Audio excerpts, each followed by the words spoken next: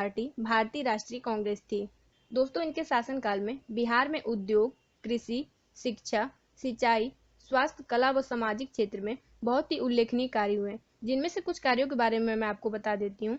इनके कार्यकाल में आजाद भारत की पहली रिफाइनरी, जिसका नाम है बरौनी ऑयल रिफाइनरी, आजाद भारत का पहला खाद कारखाना, सिंदरी व बरौनी रासायनिक खाद कारखाना, और एशिया का सबसे बड़ा इंजीनियरिंग कारखाना भारी उद्योग निगम हटिया, और इनके कार्यकाल के दौरान ही देश का सबसे बड़ा स्टील प्लांट सेल बोकारो और अन्य प्रोजेक्ट जैसे कोसी प्रोजेक्ट, पूसा व सबौर का एग्रीकल्चरल कॉलेज, रांची विश्वविद्यालय जैसे अनगिनत उदाहरण हैं। इनके शासनकाल में संसद के द्वारा नियुक्त फोर्ड फाउंडेशन के प्रसिद्ध अर्थशास्त्री श्री एपल्वी ने अपनी रिपोर्ट में बिहार को देश का सबसे बेहतर शासित राज्य माना था और उस समय बिहार राज्य को देश की दूसरी सबसे बेहतर अर्थव्यवस्था बताया था।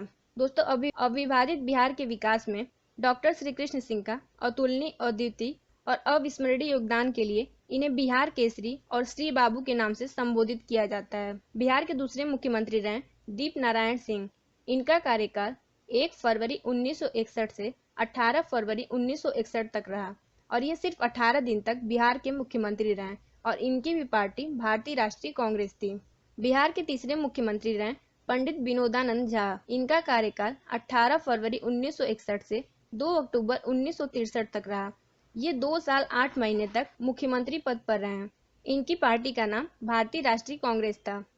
अब हम बात करते हैं बिहार के चौथे मुख्यमंत्री के बारे में, जो कि हैं केवी सहाय। इनका पूरा नाम कृष्ण वल्लभ सहाय है। कृष्ण वल्लभ सहाय भारतीय स्वतंत्रता संग्राम के सेनानी थे।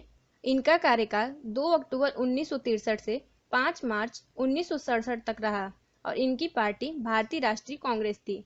बिहार के 5वें मुख्यमंत्री रहे महामाया प्रसाद सिन्हा। ये बिहार के पहले गैर कांग्रेसी मुख्यमंत्री थे। इनका कार्यकाल 5 मार्च 1967 से 28 जनवरी 1968 तक रहा। ये इस पद पर केवल 10 महीने तक रहे और इनकी पार्टी का नाम जन क्रांति दल था। पूर्व मुख्यमंत्री महामाया प्रसाद सिंह के हटने के बाद इनके स्थान पर सतीश प्रसाद सिंह को 28 जनवरी 1968 को मुख्यमंत्री पद सौंपा गया और इनका कार्यकाल 28 जनवरी 1968 से 1 फरवरी 1968 तक रहा। आपको बता दें कि ये सबसे कम दिन के लिए बिहार के मुख्यमंत्री पद पर रहे। इनकी पार्टी संयुक्त सोशलिस्ट पार्टी थी और 5 दिनों के बाद यानी 1 फरवरी को नए मुख्यमंत्री को शपथ दिलाई गई, जो कि थे बीपी मंडल। बीपी मंडल बिहार के 7वें मुख्यमंत्री थे। इनका पूरा नाम बिंदेश्वरी प्रसाद मंडल था। बीपी मंडल भारतीय संसद के सदस्य और द्वितीय पिछड़ा वर्ग आयोग के अध्यक्ष थे। इनका कार्यकाल 1 फरवरी 1968 से 2 मार्च 1968 तक रहा और ये 31 दिन तक बिहार के मुख्यमंत्री रहे। इनकी भी पार्टी संयुक्त सोशलिस्ट पार्टी थी। बिहार के 8वें मुख्यमंत्री रहे भोला पासवान शास्त्री। इनका पहला कार्यकाल 22 मार्च 1968 से 29 जून 1968 तक रहा और ये 3 महीने 7 दिन तक मुख्यमंत्री के पद पर रहे और इनकी पार्टी भारतीय राष्ट्रीय कांग्रेस थी। दोस्तों, भोला पासवान शास्त्री महात्मा गांधी से प्रभावित होकर स्वतंत्रता संग्राम के दौरान सक्रिय हुए थे और इनका कार्यकाल निर्विवाद था और इनका राजनीतिक और व्यक्तिगत जीवन काफी पारदर्शी था। बहुत ही गरीब परिवार से आने के बावजूद बौद्धिक रूप से काफी सशक्त थे और कांग्रेस पार्टी ने इन्हें 3 बार अपना नेता चुना और ये 3 बार अखंड बिहार के मुख्यमंत्री बनाए गए। दोस्तों, इनके दूसरे और तीसरे कार्यकाल के बारे में हम आगे बात करेंगे। इनके कार्यकाल के बाद बिहार राज्य में 29 जून 1968 से 26 फरवरी 1969 तक राष्ट्रपति शासन लागू रहा। राष्ट्रपति शासन के हटने के बाद बिहार के 9वें मुख्यमंत्री रहे हरिहर सिंह। इनका कार्यकाल 26 फरवरी 1969 से 22 जून 1969 तक रहा और ये 3 महीने और 26 दिन तक मुख्यमंत्री रहे। इनके बाद बिहार के 10वें मुख्यमंत्री रहे भोला पासवान शास्त्री। इनका दूसरा कार्यकाल 22 जून 1969 से 4 जुलाई 1969 तक यानी कि सिर्फ 13 दिन तक मुख्यमंत्री रहे और इसके बाद बिहार में फिर से राष्ट्रपति शासन और 6 जुलाई 1969 से 16 फरवरी 1970 तक लागू किया गया। अब हम बात करते हैं बिहार के 11वें मुख्यमंत्री के बारे में, जो कि हैं दारोगा प्रसाद राय। इनका कार्यकाल 16 फरवरी 1970 से 22 दिसंबर 1970 तक रहा। ये लगभग 10 महीनों तक बिहार के मुख्यमंत्री रहे और इनकी पार्टी भारतीय राष्ट्रीय कांग्रेस थी। नेक्स्ट बिहार के मुख्यमंत्री रहे कर्पूरी ठाकुर। कर्पूरी ठाकुर भारत के स्वतंत्रता सेनानी, शिक्षक, राजनीतिक एवं बिहार राज्य के दूसरे उप मुख्यमंत्री और 2 बार मुख्यमंत्री रह चुके हैं। इनका पहला कार्यकाल 22 दिसंबर 1970 से 2 जून 1971 तक रहा। पहली बार ये सोशलिस्ट पार्टी के नेता के रूप में सीएम बने और 163 दिन तक मुख्यमंत्री पद पर रहे।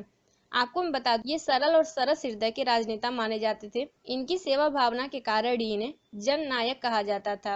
ये सदा गरीबों के अधिकार के लिए लड़ते रहे। मुख्यमंत्री रहते हुए इन्होंने पिछड़ों को 27% आरक्षण दिया। दोस्तों, भारत छोड़ो आंदोलन के समय इन्होंने 26 महीने जेल में बिताए थे और इनका एक परिचित नारा था, अधिकार चाहो तो लड़ना सीखो, पग पग पर अड़ना सीखो, जीना है तो मरना सीखो। इनके बाद बिहार के 13वें मुख्यमंत्री रहे भोला पासवान शास्त्री। इनका तीसरा कार्यकाल 2 जून 1971 से 9 जनवरी 1972 तक रहा और इस बार ये 7 महीने तक सीएम पद पर रहे। दोस्तों, इनके बाद बिहार में तीसरी बार राष्ट्रपति शासन 9 जनवरी 1972 से 19 मार्च 1972 तक लागू किया गया। राष्ट्रपति शासन हटने के बाद बिहार के 14वें मुख्यमंत्री रहे केदार पांडे। इनका कार्यकाल 19 मार्च 1972 से 2 जुलाई 1973 तक रहा और ये 1 साल 4 महीने तक बिहार के मुख्यमंत्री रहे। इनकी पार्टी भारतीय राष्ट्रीय कांग्रेस थी। बिहार के 15वें मुख्यमंत्री रहे अब्दुल गफूर। इनका कार्यकाल 2 जुलाई 1973 से 11 अप्रैल 1975 तक रहा। ये बिहार के पहले अल्पसंख्यक मुख्यमंत्री थे और ये 21 महीने तक बिहार के मुख्यमंत्री रहे। इन्होंने स्वतंत्रता संग्राम में सक्रिय रूप से भाग लिया और इन्हें कई बार जेल में भी जीवन यापन करना पड़ा। आपको मैं बता दूं, अब्दुल गफूर राजीव गांधी की सरकार के समय कैबिनेट मंत्री के रूप में कार्य किए हैं। नेक्स्ट बिहार के मुख्यमंत्री रहे जगन्नाथ मिश्र। डॉक्टर जगन्नाथ मिश्रा 3 बार बिहार के मुख्यमंत्री रह चुके हैं। इनका पहला कार्यकाल 11 अप्रैल 1975 से 30 अप्रैल 1977 तक रहा। इनकी पार्टी भारतीय राष्ट्रीय कांग्रेस थी। इनकी रुचि सामाजिक और राजनीतिक कार्यों में बचपन से ही थी। ये विश्वविद्यालय में पढ़ाने के दौरान ही अभिरुचानुसार भारतीय राष्ट्रीय कांग्रेस में शामिल हुए थे। ये 2 साल तक बिहार के सीएम पद पर रहे। फिर राष्ट्रपति शासन 30 अप्रैल 1977 से 24 जून 1977 तक लागू किया गया और राष्ट्रपति शासन हटाए जाने के बाद बिहार के 17वें मुख्यमंत्री रहे कर्पूरी ठाकुर। इनका दूसरा कार्यकाल 24 जून 1977 से 21 अप्रैल 1979 तक रहा। इस बार इनकी पार्टी जनता पार्टी थी। नेक्स्ट बिहार के मुख्यमंत्री रहे रामसुंदर दास। इनका कार्यकाल 21 अप्रैल 1979 से 17 फरवरी 1980 तक रहा। जनता पार्टी से बिहार के सीएम बनने वाले ये दूसरे नेता थे और ये 10 महीने तक मुख्यमंत्री पद पर रहे। इसके बाद से दोस्तों, बिहार में 5वीं बार राष्ट्रपति शासन 17 फरवरी 1980 से 8 जून 1980 तक लागू हुआ और ये रूल हटाए जाने के बाद बिहार के 19वें मुख्यमंत्री रहे जगन्नाथ मिश्रा। इनका दूसरा कार्यकाल 8 जून 1980 से 14 अगस्त 1983 तक रहा। बिहार के 20वें मुख्यमंत्री रहे चंद्रशेखर सिंह। इनका कार्यकाल 14 अगस्त 1983 से 12 मार्च 1985 तक रहा।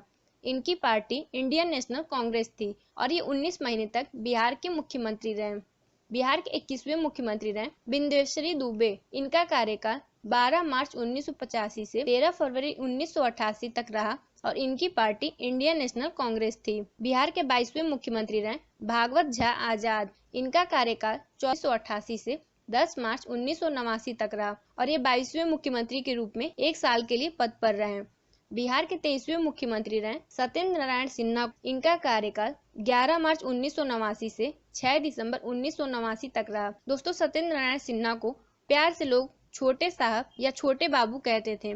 ये भारत के स्वतंत्रता सेनानी, सांसद, शिक्षा मंत्री और जेपी आंदोलन के स्तंभ रहे हैं। शिक्षा मंत्री के रूप में इन्होंने शैक्षणिक सुधार किए और इनके द्वारा ही मगध विश्वविद्यालय की स्थापना की गई और औरंगाबाद संसदीय क्षेत्र के सांसद के रूप में इन्होंने 1972 में महत्वपूर्ण उत्तरी कोयला परियोजना नहर का शिलान्यास किया था। दोस्तों, इनके द्वारा ही वर्ष 1988 में ऐतिहासिक पटना तारा मंडल की आधारशिला रखी गई। आपकी जानकारी के लिए बता दूं, 2016 में पटना के प्रतिष्ठित children park Shri Krishnapuri children park का नाम बदलकर इन्हीं के नाम पर रखा गया। अब इस पार्क को सत्येंद्र नारायण सिन्हा पार्क के नाम से जाना जाता है।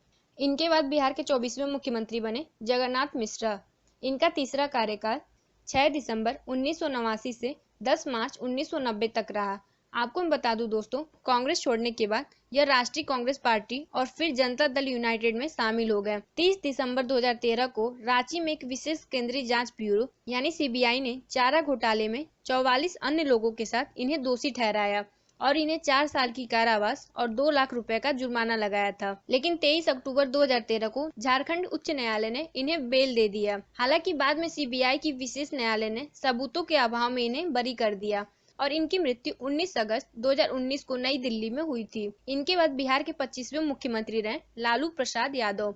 इनका पहला कार्यकाल 10 मार्च 1990 से 28 मार्च 1995 तक रहा और पहले कार्यकाल में इनकी पार्टी जनता दल थी। दोस्तों, बिहार में 6वीं बार राष्ट्रपति शासन 28 मार्च 1995 से 4 अप्रैल 1995 तक लागू किया गया और फिर राष्ट्रपति शासन हटाए जाने के बाद बिहार के 26वें मुख्यमंत्री लालू प्रसाद यादव रहे।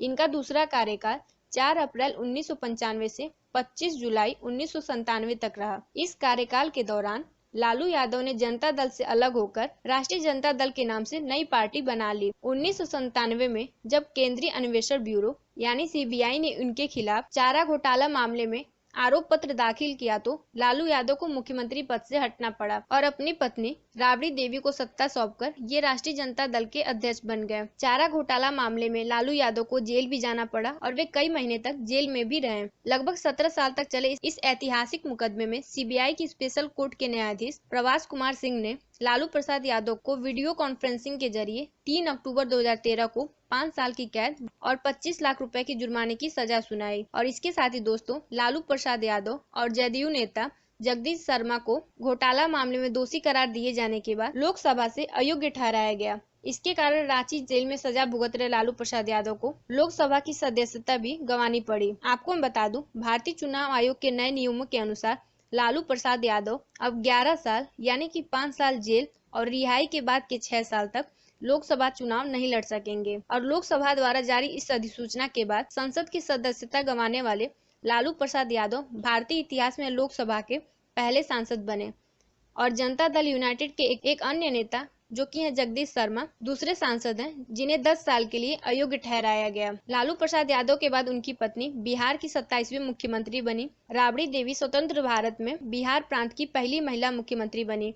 इनका पहला कार्यकाल 25 जुलाई 1997 से 11 फरवरी 1999 तक रहा। इसके बाद बिहार में 7वीं बार राष्ट्रपति शासन 11 फरवरी 1999 से 9 मार्च 1999 तक लागू रहा और फिर दूसरी बार राबड़ी देवी 9 मार्च 1999 से 2 मार्च 2000 तक बिहार की 28वीं मुख्यमंत्री बनी। इनके बाद बिहार के 29वें मुख्यमंत्री बने नीतीश कुमार। इनका पहला कार्यकाल 3 मार्च 2000 से 10 मार्च 2000 तक यानी सिर्फ 8 दिन तक रहा और इस समय इनकी पार्टी समता पार्टी थी। नीतीश कुमार के बाद बिहार की 30वीं मुख्यमंत्री बनी राबड़ी देवी।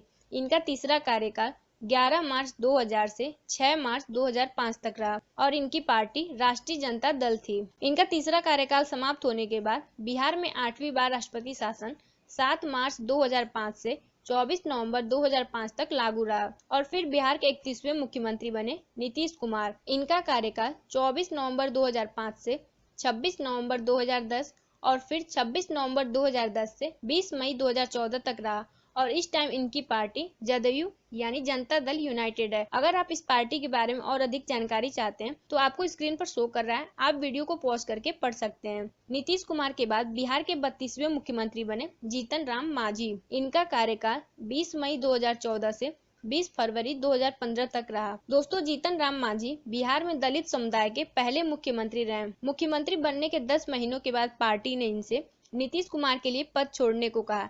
ऐसा न करने के कारण इनको पार्टी से निष्कासित कर दिया गया और फिर 20 फरवरी 2015 को बहुमत साबित न कर पाने के कारण जीतन राम मांझी ने मुख्यमंत्री पद से इस्तीफा दे दिया और इनके बाद फिर नीतीश कुमार बिहार के 33वें मुख्यमंत्री बने।